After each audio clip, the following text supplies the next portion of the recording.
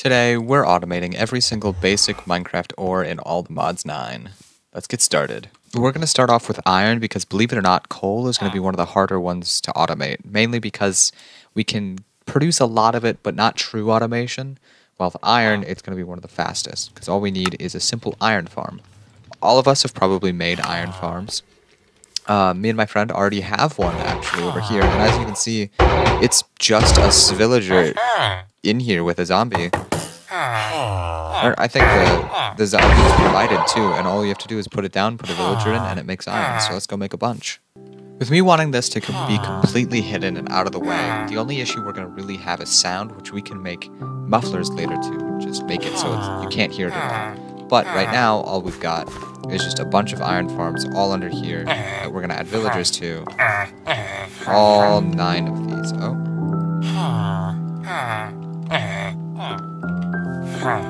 Now that all 9 of these should be working and producing iron, we just need to take item pipes and make sure that they're all connected to their little enclosures. We're going to pump it all into a chest here. And then we're going to put an importer so it pumps right into our system. That one is facing the wrong way. Like that. So now anything that's put in here pumps directly into our ME system. That one is iron completely automated. While there are a couple of ways to automate each of these different items, I'm trying to take a different approach to each of them. So next up is gold. Now, when I think of how to automate gold, I could use magical crops, but we're going to use that for some other things later, and that's the only ways to do those other items. So right now, my mind is set on hostile neural networks, which all it does is you find a mob, and you can simulate its mob drops, and pick what it drops. So, we're going to have a lot of pigments. So what I do is I take it, and I right-click him with it.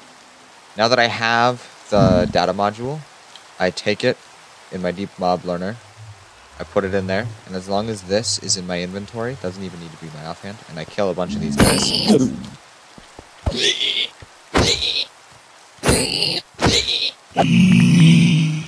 It will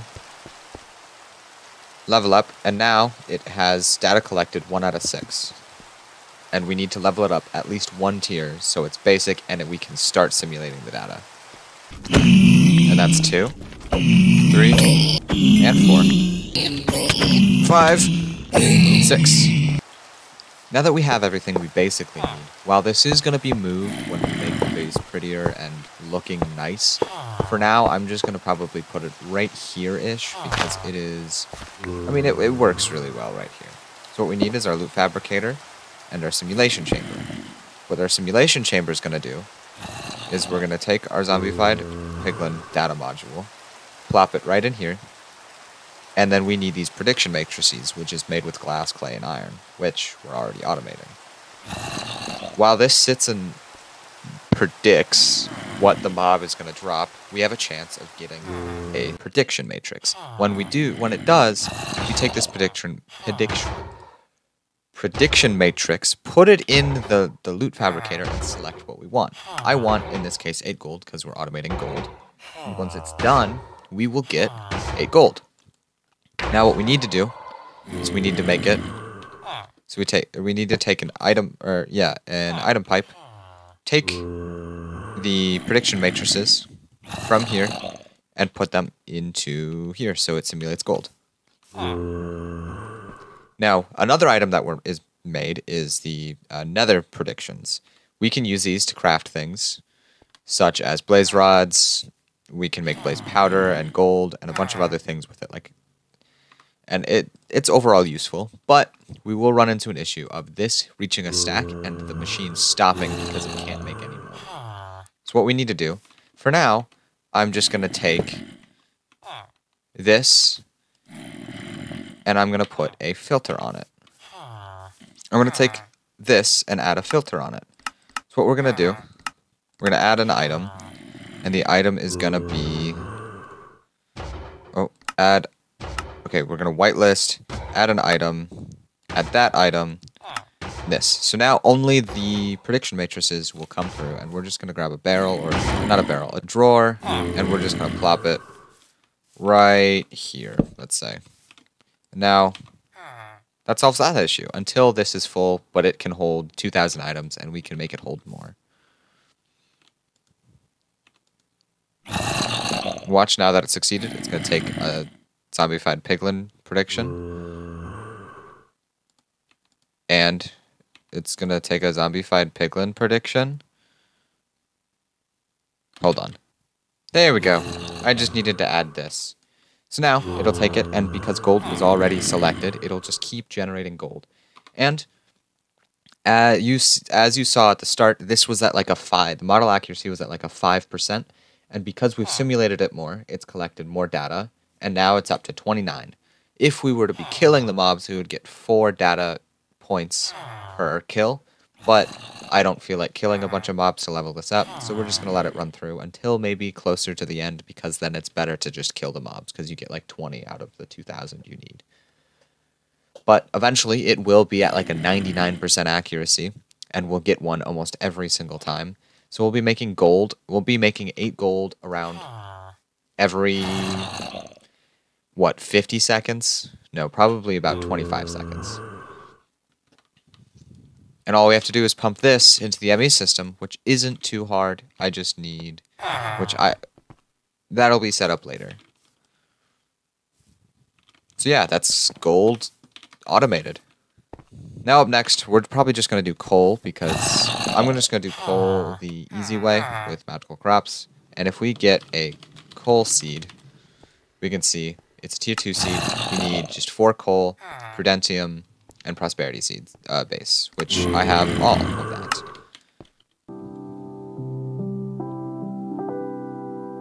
Now that we have the coal seed, basically all you got to do is plop it down. And now whenever it grows, it'll give you essence, and you can use that essence to make a lot of coal. Now, it's not fully automated yet, but later on I'm going to make a video on just automating magical crops in general, and then it'll be truly automated. But for now, we're going to say that coal is automated. Now it's time for redstone, and with me and my friend being a little limited on resources, and there's not really a good way to automate redstone other than magical crops or productive bees. And personally, I think magical crops is a lot easier to handle, because all it is growing plants rather than having to work with bees. So for this one, we're also going to use magical crops.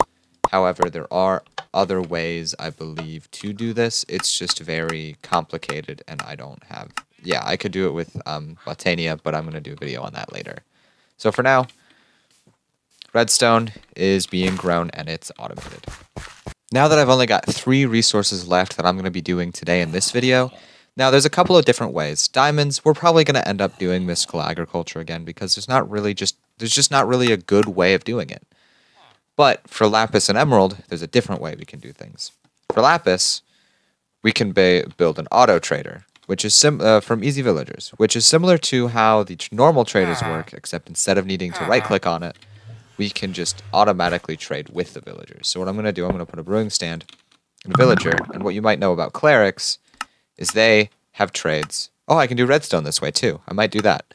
But they have trades. Lapis has a trade. I can take you, put you in there, and I can take this brewing stand and also put it in there. So you have it. And now we can trade lapis. So all we got to do is put an emerald in there, and it'll come out as lapis. And then we just have to hook it up to a system where this is done automatically.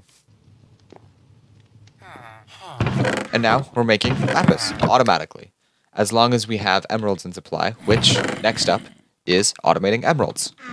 So for emeralds, we're going to do a very similar thing then to what we did with lapis.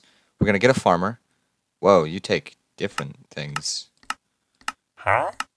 Yeah, I am very confused as well. We're going to get a wheat trade. What we're going to do... Actually, you know what? We're not going to do wheat.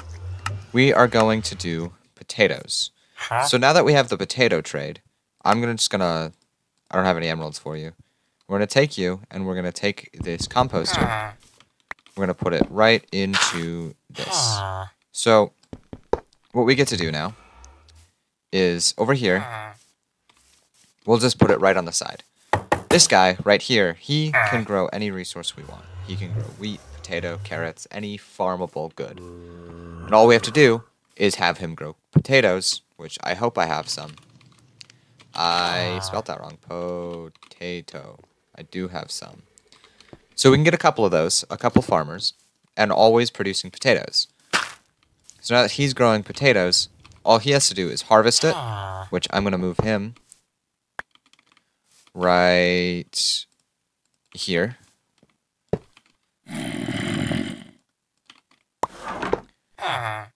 Make sure that it's working right and it moves around. Now it'll go into here and automatically, for 26 potatoes, automatically give us 1 emerald.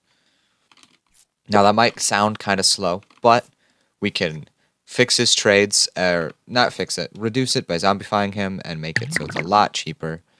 And what we're going to do is I'm just going to stick the 26 potatoes in there for now. And I don't have a chest. So now that we have a chest, all we have to do is make this, put that there. And now, when this guy's done growing potatoes, or every time he grows 26 potatoes, we'll get 1 emerald, which is technically infinite. So we are automatically getting emeralds over time. And I can connect it to this system, so we're also automatically getting lapis, which does stop after every day. So we will have to wait a little bit, but I can get a couple of these guys, so we're always getting lapis. Or we can also, when in doubt, go to mystical crops, which I believe is a better way of doing it, but it gets kind of boring and repetitive. And we'll set that all up in a later video. So now, all that's left is diamond. And if you guys want to see me automate diamonds, as well as netherite and nether quartz, and a bunch of other materials, make sure you leave a like, subscribe, and comment, and tell me what I can improve, because I'm always looking on doing better, and I do this for your guys' enjoyment. And I hope you enjoyed, and I'll see you guys next time.